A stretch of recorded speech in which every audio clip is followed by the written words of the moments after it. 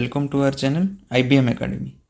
आज आम पढ़िया दशम श्रेणी भौत विज्ञान विषयर अष्टम अध्याय विद्युत तो कहुए कौन इंग्राजी रे इलेक्ट्रिसिटी। ठीक अच्छे पिला माने आज आम पढ़ा विद्युत। तो विद्युत आमर दैनंदिन जीवन में निहाती आवश्यक। दैनंदिन जीवन में बिना बिजुली बत्ती आम बंची पारिबा नहीं। तो ये आधुनिक समाज रे कौन विद्युतर भूमिका अत्यंत गुरुत्वपूर्ण। ठीक अच्छे विद्युत हूँ गोटे शक्तिर एक रूप।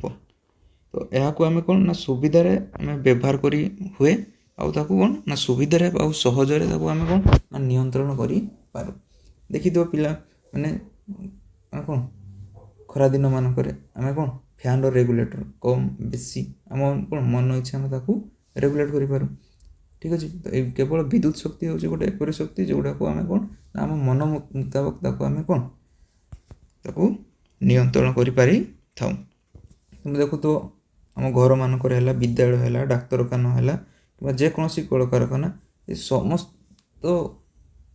ठारे कौन ना बिजुली बत्ती निहाती आवश्यक मान बिजुली बत्ती व्यवहार हेउ अच्छी बुझे। तो घर मानक आम कौन विद्युत बल्ब जलियापी पंखा ठीक अच्छे टेलीविजन ये सब देखापी कौन आम बिजुली आवश्यक कर।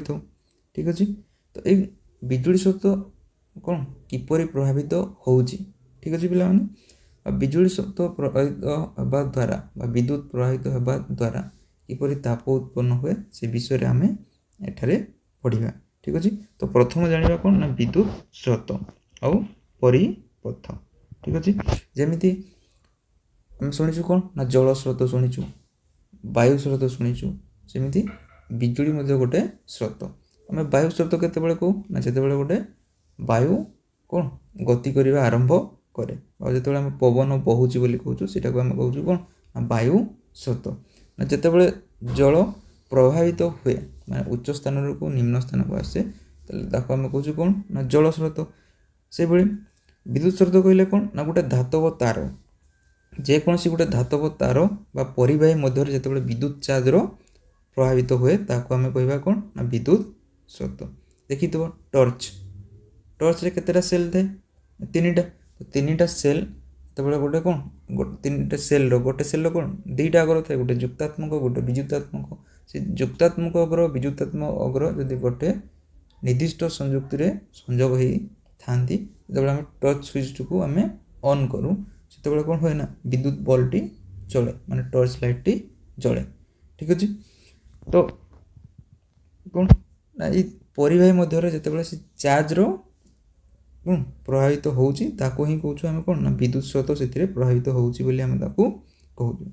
जितेबाला स्विच टी को आम ऑफ कर दूँ ऑफ करदे कौन होची ना विद्युत परिपथटी मुक्त हो जाउची माने खोला हो जाउची बुझिला नहीं।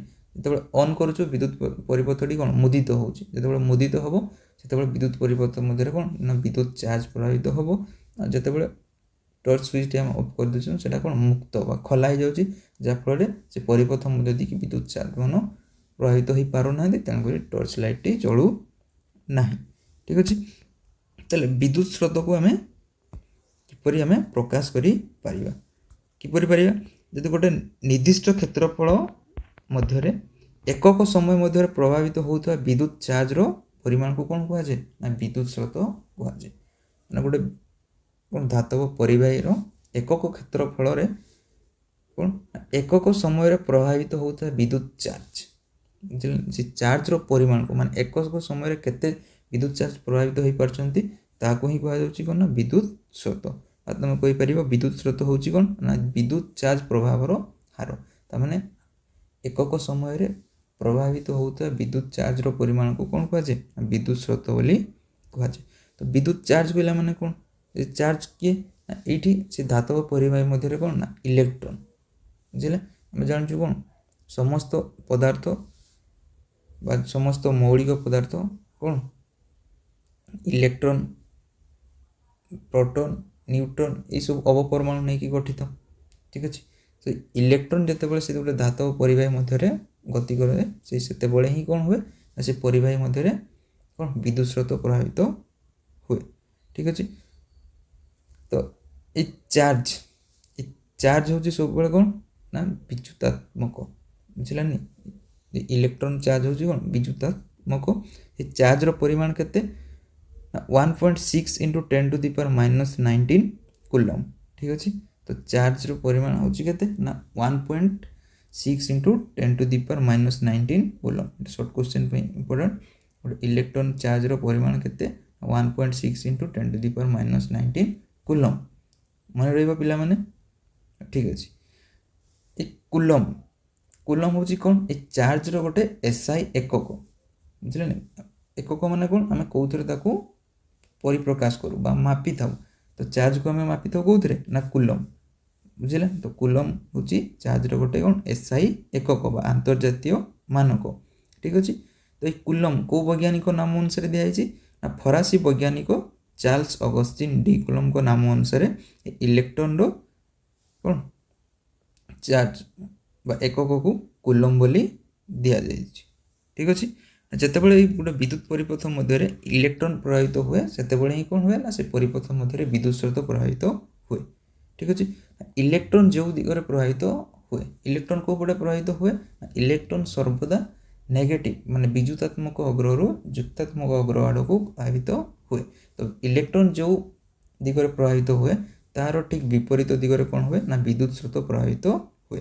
यदि इलेक्ट्रॉन नेगेटिव रु पॉजिटिव आड़ को प्रवाहित हुए देले विद्युत स्रोत पॉजिटिव रु कोन नेगेटिव आड़ को प्रवाहित हुए ठीक अछि। जदि टी समय मध्य रे मानकर टी समय मध्य रे क्यू परिमाण रो चार्ज गोटे परिवाही मध्य रे जदि प्रवाहित हुए तले सेठी विद्युत स्रोत रो परिमाण केते हेबो ना I = Q / T। एटा होछि तार गाणितिक सूत्र याको मने रखिया पय पडिबो I = Q / T ले I टा कोन ना विद्युत स्रोत Q टा होछि कोन चार्ज रो परिमाण और T टा होछि समय ठीक अछि पिला माने। तो I = Q / T तो ए फार्मूला रे शॉर्ट क्वेश्चन पड़े तो ए फार्मूला को निहाती मने रखिबो ठीक अछि। तो चार्ज रो परिमाण केते ना 1.6 माने गोटे इलेक्ट्रॉन चार्ज होछि 1.6 into 10 to the power minus 19 coulomb ठीक अछि। अब टी होछि समय तार एकक जानिछो कोन एसआई एकक होछि कोन सेकंड। आई होछि विद्युत स्रोत को हम कोथरे मापी थाउ ना एम्पियर बा ताकू कैपिटल ए अक्षर द्वारा सूचित करा जाय ठीक अछि।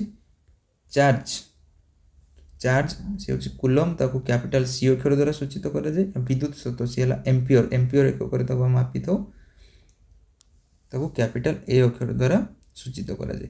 को वैज्ञानिक को नाम अनुसार हेछि फरासी वैज्ञानिक आंद्रे मारी एम्पियर को नाम अनुसार विद्युत स्रोत रो एकक होछि कोन एम्पियर ठीक अछि।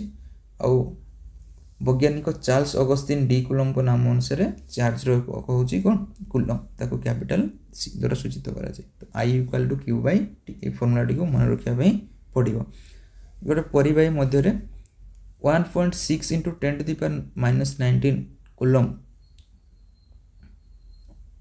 रो माने गोटे इलेक्ट्रॉन रो चार्ज एतिकी केते ना 1.6 into 10 to the power minus 19 coulomb एतिकी हेई थिबारु जदि सेथिरे जोन ना 6.25 into 10 to the power 18 संख्यक इलेक्ट्रॉन से कोन परिवाही रे जते बेले प्रवेश करिवे सेते बेले कोन होबो ना ताकर परिमाण केते हेबो समुदाय चार्ज रो परिमाण 1 कूलम ठीक अछि पिला माने। ठीक अछि पिला माने जते बेले 6.25 into 10 to the power 18 संख्यक इलेक्ट्रॉन जो विद्युत परिपथ मध्य प्रवाहित हेबे सेते बेले जाई कि कोन 1 कूलम चार्ज कोन हमें पाई परिबो ठीक अछि।